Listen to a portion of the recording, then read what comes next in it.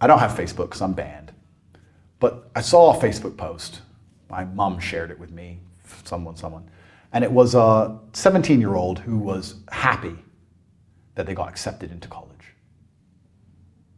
That's the biggest joke I've ever heard of. Mm-hmm. So wait, you are happy you've been accepted to give them money. Imagine I said I was accepted to buy a Big Mac. I'm trying to give them money. You accept me, oh thanks.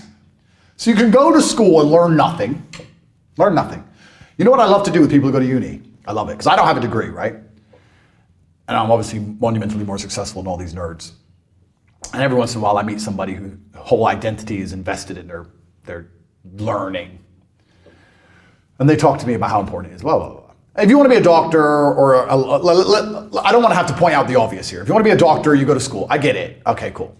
But whenever someone's in uni, I'm like, why do you go to uni? They go, oh, because I want to learn things. I said, did you go to uni today? Yeah. What did you learn today?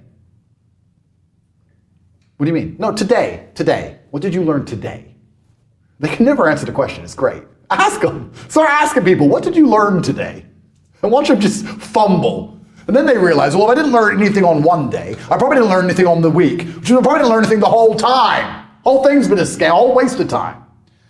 Then you get in massive monumental debt. That's the money matrix. You come out of school, you're in debt. It's over. It's over for you. You're never going to make it. You've lost the game on level 1. You lost. It's kind of interesting that I had a thought experiment with somebody, and I said, you can only get loans for school, because if you could get loans for anything you wanted, nobody would choose school.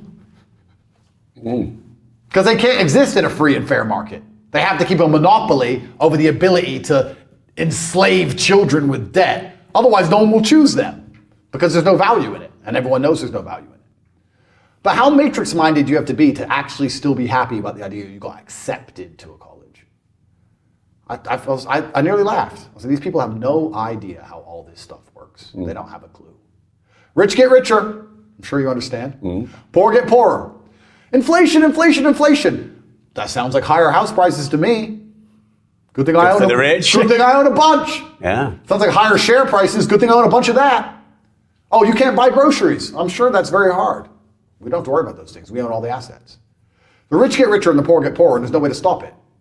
And I also feel like, because I think we need God, and we talked about how messed up society is.